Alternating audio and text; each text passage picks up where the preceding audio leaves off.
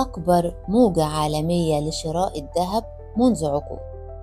اللافت للنظر الأيام دي إن العالم كله بيجري يشتري ذهب، من أول الصين وروسيا لحد تركيا والهند ومصر، كأننا رجعنا لعصر جديد من حمى الذهب. ليه كل ده؟ وليه البنوك المركزية بقت تخزن الذهب تاني بعد سنين من الاعتماد على الدولار؟ ليه الذهب رجع سيد الاحتياطيات؟ وإزاي النهاردة الثقة التاريخية في الدولار اتهزت؟ وإيه موقعنا إحنا في مصر من سباق التخزين ده؟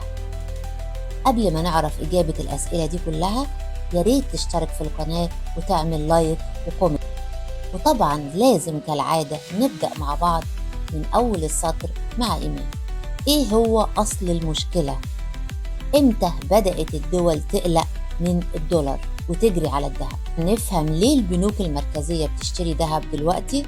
لازم نفهم إمتى هي بدأت تقلق من الدولار.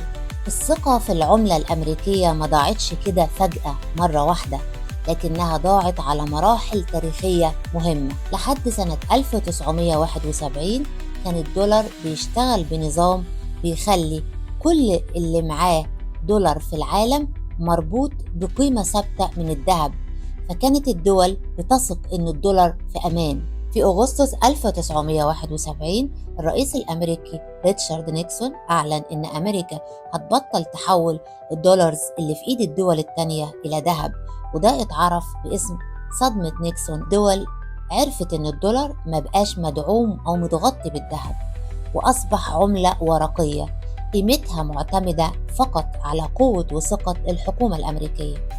وده خلى الناس تقلق، لو أمريكا طبعت دولارات كتيرة مين اللي هيضمن قيمة اللي عندنا؟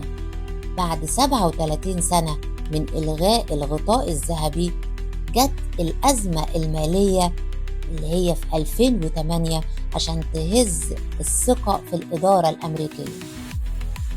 النظام المصرفي الأمريكي انهار تقريبا بعد فقاعة الرهن العقاري، وساعتها ظهرت هشاشة وقابلية النظام المالي الأمريكي للانهيار. البنوك المركزية مش بتخزن بس دولارات كاش، بتخزنها في صورة سندات خزانة أمريكية، يعني مستندات دين بتشتريها الدول من الحكومة الأمريكية. لما حصلت الأزمة المالية في 2008 الناس سألت والدول سألت، لو البنوك الأمريكية الكبرى وقعت هل السندات دي هتفضل آمنة فعلا؟ وده خلاهم يراجعوا مدى أمان الأصول الأمريكية. بعد الغزو الروسي لأوكرانيا قامت أمريكا والدول الغربية بتجميد حوالي 300 مليار دولار من احتياطيات البنك المركزي الروسي. المشكلة هنا ما كانتش اقتصادية بس، كانت جيوسياسية. إن التجميد ده أثبت إن الدولار مش مجرد وسيلة تبادل، لكن سلاح في إيد الحكومة الأمريكية. أي دولة عندها خلاف مع أمريكا بتدرك إن احتياطها من الدولار بيبقى معرض للخطر لو هي دخلت في صراع مع أمريكا. نقدر نقول إن القلق من الدولار بدأ هيكليا 1971 وتأكد اقتصاديا سنة 2008 وتحول لخطة عمل عاجلة بعد تجميد أصول روسيا سنة 2022، وده اللي فجر سباق الذهب اللي بتشوفه دلوقتي. عشان كده البنوك المركزية دلوقتي بتتسابق على الذهب لثلاث أسباب رئيسية: التحوط ضد العقوبات، لأن الذهب هو الحصن اللي محدش يقدر يجمده. التحوط ضد التضخم، الذهب هو أفضل وسيلة لحماية القيمة من طباعة العملات وضعف الدولار. تنويع الاحتياطي، محاولة لتقليل حصة الدولار في المحفظة الاحتياطية، عشان لو الدولار اتهز باقي الاحتياطي يفضل ثابت اللي هو بالذهب. السباق ده مش مجرد كلام، ده في أرقام بتأكده، أرقام موثقة من مجلس الذهب العالمي بتقول إن البنوك المركزية اشترت كميات قياسية تجاوزت 1000 طن في عام 2022 وحافظت على نفس الوتيرة دي في عام 2023، ودي أكبر مشتريات سنوية منذ عقود. من الدول العملاقة في شراء الذهب طبعا الصين احتلت المرتبة الأولى عالميا في المشتريات، زودت احتياطها بحوالي 225 طن في سنة 2023 لوحدها.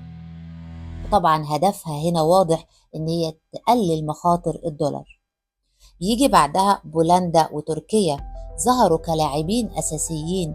بولندا أضافت أكثر من 90 طن، وتركيا حوالي 75 طن، وده بيأكد إن الخوف من الأوضاع العالمية وصل للدول الأوروبية والآسيوية. الدول اللي عندها احتياطي ذهب في العالم طبعا رقم واحد أمريكا بمخزون حوالي 8133 طن، يليها روسيا 2333 طن، الصين في المرتبة الثالثة 2292 طن، ورقم 4 بولندا 515 طن. موقع مصر من السباق ده، هل احنا موجودين في السباق ده ولا لا؟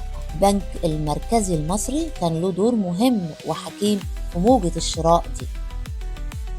احتياطي مصر وصل من الذهب حاليا لنحو 129 طن.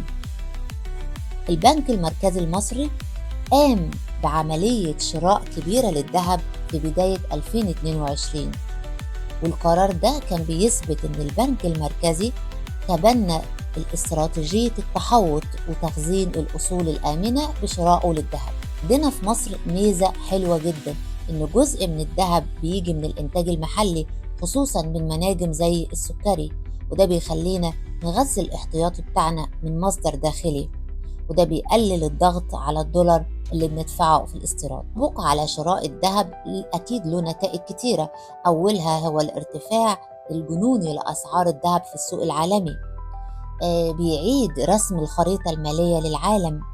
البنوك المركزية بتجهز لمستقبل مالي جديد، المستقبل ده بتقول فيه إن إحنا مش هنحط كل ثقتنا في عملة واحدة بعد دلوقتي. الذهب رجع يثبت إنه مش مجرد سلعة استثمارية، ولكنه ضمانة للسيادة الوطنية وأصل للأمان لا يصدق ولا يخضع لقرارات العواصم الكبرى. أن الحلقة تكون أفادتكم، وما تنسوش الاشتراك في القناة واللايك والكومنت. أشوفكم على خير في الحلقة الجاية من أول السطر مع إيمان.